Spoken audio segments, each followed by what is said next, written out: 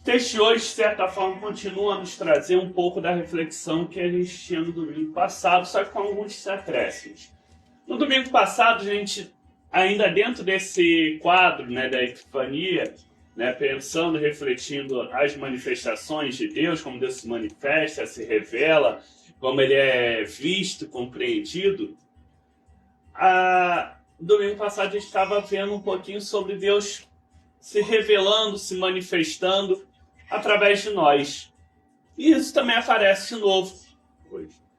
Parece, inclusive, muito forte no Evangelho quando a gente vê Jesus falando de nós sermos sal da terra, luz do mundo, como o sal ele é para salgar, para dar sabor. Né? Se ele não dá sabor, já não serve mais para nada. Né? E a mesma coisa ele fala para a luz. Né? A luz não é para ficar escondida, é para manifestar, para iluminar todo o seu redor. Então, Jesus vai estar repetindo e fortalecendo essa ideia de que a gente é elemento utilizado por Deus para manifestar a sua glória, manifestar a sua graça. E é importante, né, não à toa, as duas comparações, as duas metáforas que ele usa, merecem que a gente tenha um carinho especial por elas, né, que é iluminar e dar sabor. Isso nos mostra que levar Deus, manifestar Deus ao próximo é um pouquinho mais profundo que às vezes a gente lembra. Porque iluminar, né, garantir a visão. Visão é talvez um dos nossos, talvez o principal sentido que a gente tem. Né? Quando a gente não está vendo, a gente logo fica desorientado. Mais do que em outros sentidos. Né? Até aprender a lidar. A gente está num lugar todo escuro. Aprender a lidar com o ambiente é muito difícil. Né? Iluminar é muito necessário para a gente nas coisas mais básicas da vida. E a outra é o sabor. Né? Num sentido, né, importante para a gente, junto da visão, a gente pensaria normalmente na audição. Mas ele vai falar do sabor, vai falar do paladar. E aí é interessante que talvez isso nos mostre que essa vivência de Deus também deve ser agradável, prazerosa, né? Ela deve ser além do óbvio. Mas a grande novidade dos textos desse domingo, em relação do domingo passado, é que eles trazem também alguns alertas sobre isso. O primeiro, lá no Antigo Testamento, a gente vê contrariado com o povo. O povo se colocava como quem seguia ele, né, puro, piedoso, né, como realmente alguém que vivia ali em santidade. Mas não estava assim. A gente vê ali Deus irritado com a valorização da aparência externa, com essa hipocrisia. E é interessante que isso vai perpassar um pouquinho os textos de hoje, essa questão. Porque quando Jesus vai falar sobre nós não sermos igual ali aos mestres da lei, mas temos que a nossa justiça superar ele, da hipocrisia deles ao longo da sua vida, ao longo do Evangelho. Ele reclama muito que eles colocavam, né, gostavam de se demonstrar, se aparecer como pessoas muito santas, muito piedosas, até muitas vezes ensinavam. Jesus fala de ouvir o que eles falavam, mas não seguir os exemplos dele. Aquilo era aparência, aquilo era casca, aquilo não no íntimo deles.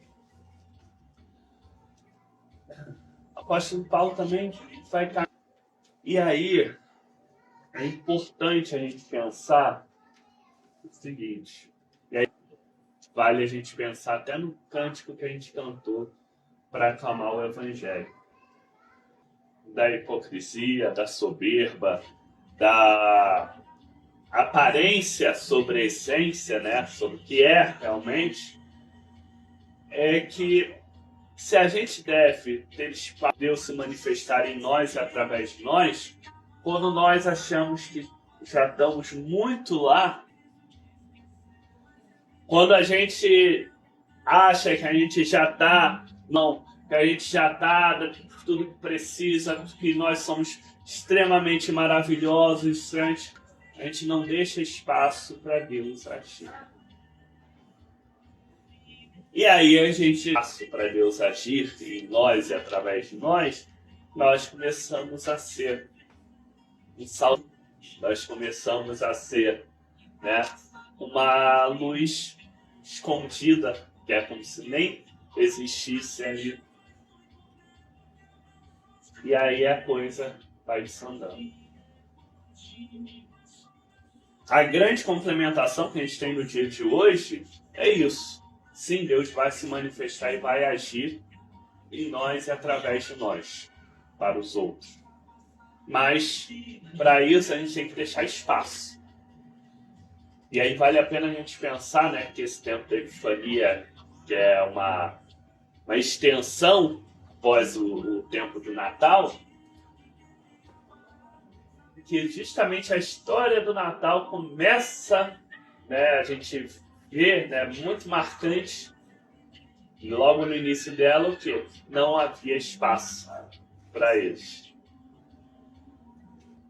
Não haver espaço para Deus em nós é um grande problema.